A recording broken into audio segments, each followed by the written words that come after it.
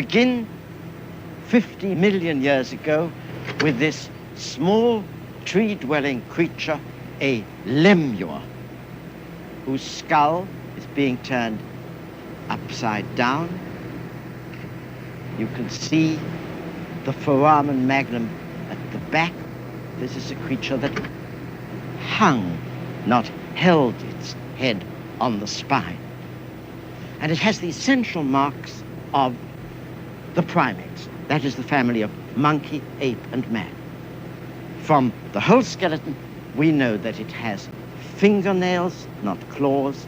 It has a thumb that can oppose, at least in part, the hand. And it has, in the skull, the two features that really mark the beginning of man. The snout is short, the eyes are widely spaced. That means that there has been selection against the sense of smell and in favor of the sense of vision. From that, man begins. In the next 20 million years, the line that leads to the monkeys branches away from the main line to the apes and man. This creature is on the main line 30 million years ago. He's large, yet still lives in the trees. But from now on, the ancestors of the apes and man spend part of their time on the ground. This is 10 million years on, a classical find, proconsul. The brain is markedly larger. The eyes are now fully forward in stereoscopic vision. They tell us how the ape and man line was moving. But alas, this creature is on a branch line, the ape line.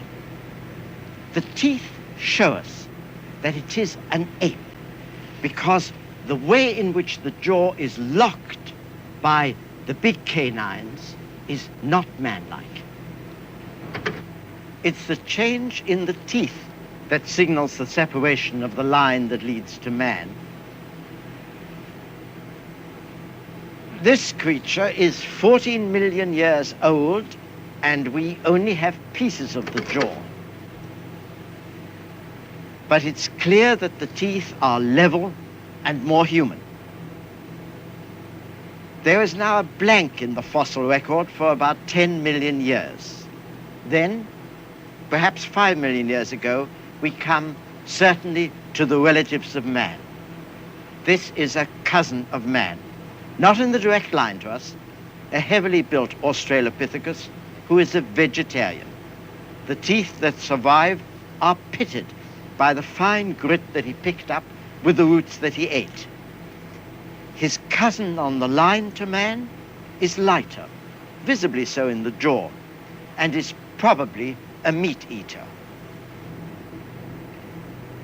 This is the nearest thing to what used to be called the missing link. Australopithecus from Africa, a grown female. The town child with which I began this program would have grown up to be like this, fully erect, walking, and with a large brain between 1 pound and 1.5 pounds. That's the size of the brain of a big ape now. But of course, this was a small creature, standing only 4 feet high. Indeed, recent finds by Richard Leakey suggest that by 2 million years ago, the brain was larger even than that. And with that larger brain, the ancestors of man made 2 inventions, for one of which we have visible evidence, and for the other, inferential evidence. First, the visible invention. 2 million years ago, Australopithecus made stone tools like this, where a simple blow has put an edge on the pebble. And for the next million years, man in his further evolution did not change this type of tool. The ancestors of man had a short thumb, so they could only hold this tool in a power grip and use it like that. It's a meat eater's tool. The other invention is social. Skulls and skeletons of Australopithecus that we found in largish numbers show that most of them died before they were 20. that means that there must have been many orphans. And Australopithecus must have had a long childhood, as all the primates do. By the age of 10, they were still children.